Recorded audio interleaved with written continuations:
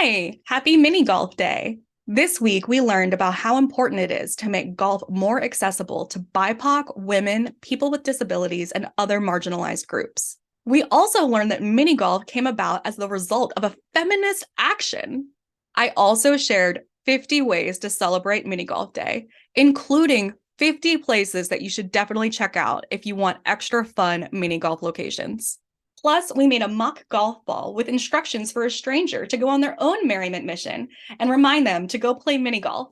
Plus, it's full of candy. Over to uncustomary.org/Operation Merriment to get your free 2-week trial. You'll get instant access to this printable tutorial, 50 ways to celebrate mini golf day, the existing 59 archives, newsletter, mood boards, printables from all the other weeks, and the option to come join us live every Sunday at 12 p.m. Eastern. If you are deeply curious, love to learn, to teach, make, or create good news, Operation Merriment is for you.